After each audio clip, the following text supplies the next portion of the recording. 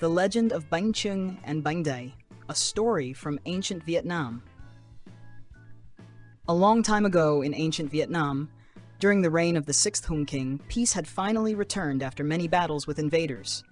The king, now growing old, began to think about who among his sons was worthy of succeeding him on the throne. Rather than choosing the eldest by tradition, the king decided to hold a special challenge. It was the beginning of spring, a time for renewal and celebration. So he gathered all of his sons and declared, "Whoever can find the most delicious and meaningful food to offer at our New Year feast, a dish that shows true understanding and respect for life and tradition, shall become the next king."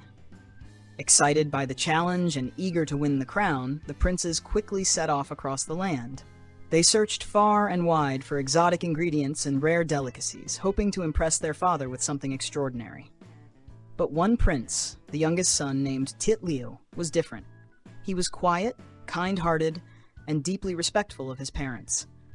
Sadly, his mother had passed away when he was young, and without her guidance, he felt lost and unsure of what to do. Still, his heart was full of love, and that would soon lead to something truly remarkable. One night, as Tit Liu lay asleep, a vivid dream came to him. In it, a radiant figure appeared, a divine being glowing with light. The spirit spoke gently.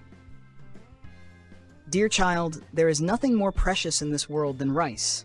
It is the gift of the earth and the food that sustains all people. To honor heaven and earth, shape one cake round like the sky.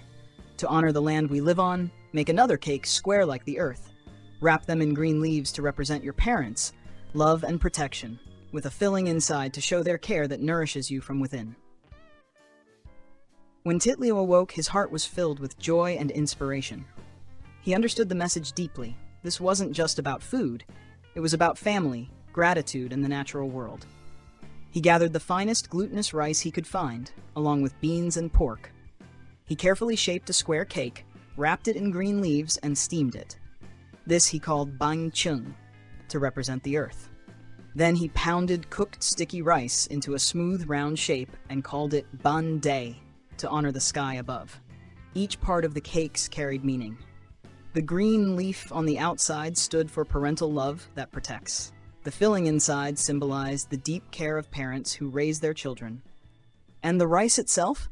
It was the soul of the land, the everyday miracle that keeps people alive. When the day of the royal feast finally arrived, all the princes returned to the palace with their offerings. The banquet hall was filled with extravagant dishes, roasted game, exotic fruits, delicacies from the mountains and sea. Each prince hoped his treasure would win the king's heart and the throne. But when it came time for Tit Liu to present his gift, all he had were 2 humble cakes, one round, one square, both made from simple rice. Some people chuckled, surprised by how plain his offerings looked next to the others. The king, however, was curious. "Why did you choose these?" he asked. Tit Liu bowed respectfully and explained the dream he had received. He spoke of the meaning behind the shapes, the rice, the leaves, and the filling, how they symbolized heaven, earth, parental love, and gratitude for the food that sustains life. The room grew quiet. The king took a bite of each cake. The flavor was gentle, pure, and deeply satisfying. But more than that, the meaning behind the food touched his heart. Moved by his son's thoughtfulness and wisdom, the king stood and proclaimed, "These cakes are not only delicious, they hold the spirit of our land and people. You have shown the greatest understanding of what truly matters in life. From this day forward, Tit Liu shall be my successor." A tradition that lives on. From that day until now, Vietnamese families prepare Bánh Chưng and Bánh Day every Lunar New Year. Not just as food, but as symbols of their connection to the earth, the sky, and the love that holds generations together. It's a story of humility, gratitude, and how something simple can carry the deepest meaning, all wrapped in a leaf and made with love.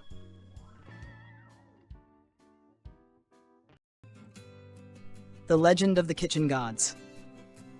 A long, long time ago in rural Vietnam, there lived a poor couple who could barely make ends meet.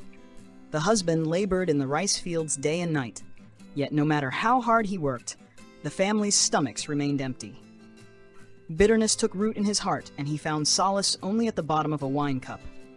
When he drank too much, his sorrow turned to anger. and he would return home, drunk and violent, lashing out at his wife. One evening, after yet another brutal quarrel, the woman could bear no more. With tears in her eyes and only a handful of possessions, she slipped away from their tiny stilt house under cover of darkness. She wandered through dense jungle and tangled bamboo groves, her strength fading from hunger and exhaustion. Just when hope seemed lost, she stumbled upon a modest hut belonging to a kind-hearted hunter. He welcomed her in, shared his food, and offered her a simple bed of woven mats. Grateful, she repaid his generosity by cooking, cleaning, and mending his clothes.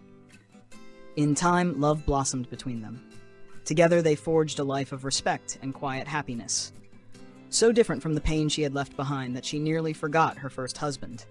Years later, one rainy afternoon while the hunter was out in the forest, a ragged stranger appeared at their door.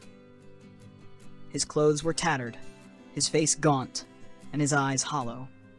The woman's heart ached at the sight, and without hesitation she invited him in, offered him a warm bowl of rice porridge, and pressed a few coins into his hand before he left. At that moment, the hunter returned. Seeing his wife feeding this mysterious man, suspicion flared in his eyes.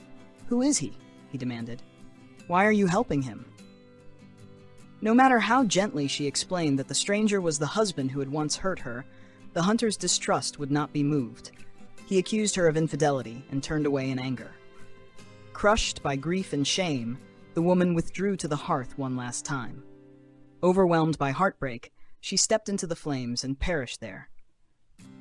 When the first husband, now a broken, wandering soul, heard that his wife had died, grief and regret consumed him. He blamed himself for the chain of suffering he had set in motion. Unable to live with his remorse, he too walked into the fire. Finally, the hunter discovered the truth of his wife's unwavering kindness and loyalty. But by then it was too late. Desolate and guilt-ridden, he joined them in death, throwing himself into the same flames. High above in the Jade Emperor's heavenly court, the ruler of all creation watched these three tragic souls. He saw their love, their mistakes, and the way each had given everything for the woman they cherished. Moved by their story, he decided their bond should endure, but in a new form. He transformed the couple and the hunter into three spirits of the kitchen hearth, forever bound together as the Tao Quan, the kitchen gods. From that moment on, every Vietnamese home became the haunt of these three gentle deities. They watch over family life, recording joys, sorrows, good deeds, and missteps right beside the cooking fire. And once a year, on the 23rd day of the last lunar month, a special ceremony takes place. Families prepare a lavish farewell feast of traditional dishes, burn paper clothes and money, and even light paper boats or horses. This ritual sends the kitchen gods back to heaven to present their annual report to the Jade Emperor. In spirit, the Tao Quan remind us that kindness, honesty, and love, however simple, carry the deepest meaning. They honor redemption and compassion, teaching us that even in tragedy, the human heart can reflect divine mercy. And so each year, as you share a meal with loved ones, remember the kitchen gods. Three souls united by fire, watching over your home and whispering the values of loyalty and grace into every simmering pot. The Legend of the Mosquito, a Vietnamese folk tale retold in full lies. A long time ago, in a quiet Vietnamese village nestled between lush rice paddies and winding rivers, there lived a humble couple who loved each other more than life itself. Though they had no riches, they found joy in each other's presence, waking up every morning grateful for another day together. One evening, as they sat watching the sunset over the fields, the husband held his wife's hand and said, "My love, if one of us must die before the other, promise me you won't stay behind in this world. Let us follow each other, even in death." The wife nodded, eyes glistening. "I swear, I will never live without you. In this life or the next, we stay together." And so a solemn vow was made. But fate, as it often does, had other plans. Not long after, the wife fell gravely ill. No healer could help her, and in just a few days, she passed away. The husband was shattered. He sat beside her lifeless body for hours, unable to move, unable to cry. The silence of the house, once filled with laughter and warmth, became unbearable. Grief consumed him. Day after day, he tried to end his life, to join her as they had promised. But every time something stopped him, his body failed him, or strangers intervened. It seemed even death would not take him. One morning, he placed her body into a small boat, gently wrapped in silk, and let it float down the river. He stood on the shore, whispering through tears, "I'll find you again. Somehow." The boat drifted for days until it reached the edge of the earthly realm and entered a mystical one, where gods and spirits wandered. There, a kind and wise deity noticed the woman's body and felt the echo of deep love that clung to her like a shadow. Soon after, the grieving husband, too, arrived at this sacred place, having followed the river in desperation. He fell to his knees before the deity and poured out his story. Touched by such profound devotion, the god said, "Your love has reached heaven. I will help you, but only once. Take these 3 drops of my blood, place them upon her chest, and breathe your love into her once more." The husband gently placed the drops on his wife's heart and whispered her name. Suddenly, her chest rose. She gasped. Her eyes fluttered open. She was alive. They embraced, trembling with disbelief and joy. Their journey home began immediately. But the path back to the human world was long and tiring. One evening, they stopped to rest in a town where merchants and travelers bustled with noise and gold. A wealthy, well-dressed trader saw the woman and was instantly captivated by her beauty. That night, he sent gifts to her: silk robes, sweet fruits, and sparkling bracelets. He promised a life of ease, riches, and admiration. Something in the woman changed. The poverty she had returned to, the dusty roads, the hard labor, suddenly felt heavier. She began to question everything. Do I really want to live the rest of my life poor again, when I could have all this? And so, without a word to the man who had brought her back from death, she disappeared into the night, following the merchant, chasing comfort and wealth. When the husband awoke and found her gone, he was crushed all over again. He wandered for days trying to find her. When he did, it was too late. She had fallen ill once more. This time, no god answered his cries. She died alone, far from the man who had once given up everything for her. But the story didn't end there. The gods, watching from above, judged her betrayal too great to forgive. She had broken her vow, spurned a love that defied even death. As punishment, she was reincarnated, not as a bird or flower, but as a mosquito. A tiny, restless creature cursed to forever seek blood to live.